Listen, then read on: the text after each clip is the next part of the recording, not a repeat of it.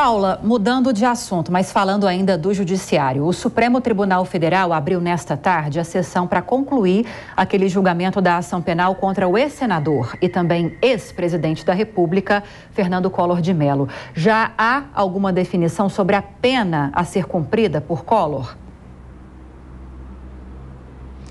Ainda não, Lívia. Esse quinto dia de julgamento começou com o ministro Dias Toffoli proferindo o voto dele. Ele seguiu o relator, portanto, votou pela condenação de Fernando Collor. Em seguida, foi a vez de Gilmar Mendes. O ministro votou pela absolvição de Fernando Collor, assim como fez o ministro Nunes Marques. Nós temos um trecho aí da fala de Gilmar Mendes no momento em que ele faz a defesa do voto dele. Vamos ouvir, então, o ministro Gilmar Mendes. Reitero-se, portanto, que não há nenhum documento indicativo do recebimento das milionárias propinas, no valor de 20 milhões que foram indicadas na denúncia.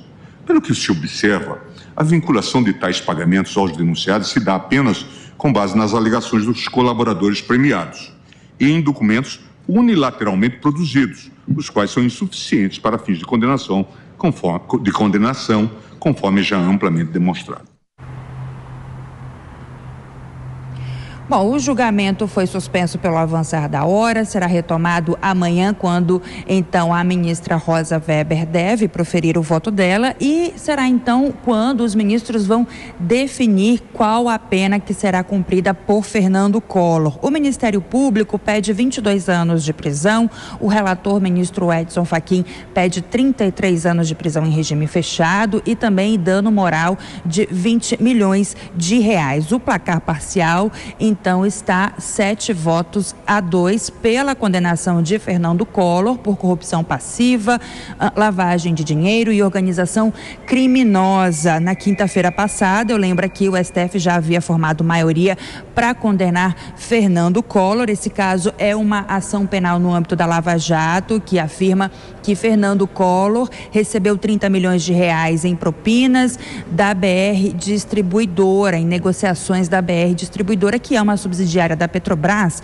no ramo de venda de combustíveis. Agora, Lívia, a defesa de Fernando Collor ainda pode entrar com recurso antes que o ex-senador tenha que cumprir a pena. Fernando Collor só deve começar a cumprir a pena de prisão quando então chegar aí no trânsito em julgado do processo. E é possível também, Lívia, que a defesa peça prisão domiciliar. Eu volto com você. A gente segue acompanhando, então, esse julgamento, que também é muito emblemático, né, Paula Lobão? Esse caso em que o ex-senador e ex-presidente Collor de Mello é acusado de corrupção e outros crimes. A gente volta a falar sobre isso nos próximos dias, então. Obrigada, Paula.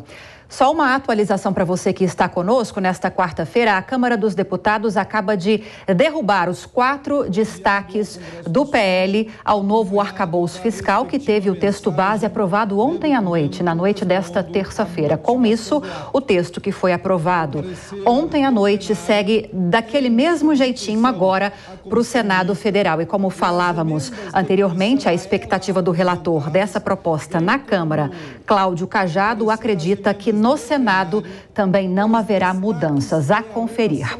Agora, sobre esses destaques que a Paula Lobão trouxe para a gente do TSE e do STF, vamos fazer mais uma rodada de comentários, de análises aqui nesta edição. Começo com você, Roberto Mota, que chega agora para nos fazer companhia. Mota, bem-vindo mais uma vez, boa noite a você. Eu vou começar pelo último assunto que a Paula trouxe para a gente, que é sobre a retomada pelo Supremo Tribunal Federal do julgamento de Fernando Collor de Mello, ex-senador, ex-presidente da República, por corrupção passiva e também outros crimes. Já houve essa formação de maioria pela condenação à prisão de Collor, então isso já está pacificado.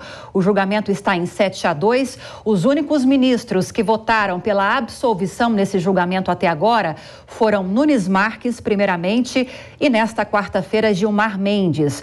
Agora, a grande discussão, esse julgamento vai ser retomado amanhã, é sobre a dosimetria. Qual vai ser a pena a ser cumprida além da multa por Collor de Mello? A Procuradoria-Geral da República defende pouco mais de 22 anos de prisão. O relator, ministro Edson Fachin, defende quase 34 anos de prisão.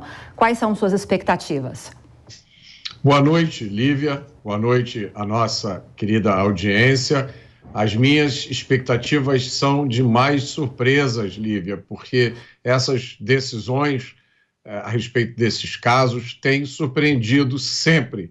Isso é a única certeza que a gente tem, especialmente pela dimensão política que um caso como esse tem, que eu me arrisco a dizer que ultrapassem muito a dimensão puramente jurídica.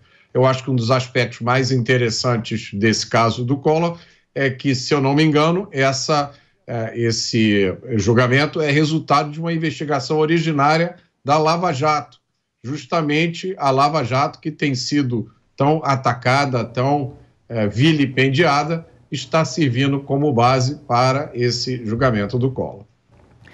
Vamos acompanhar então os desdobramentos desse caso também, né, Mota? Até já.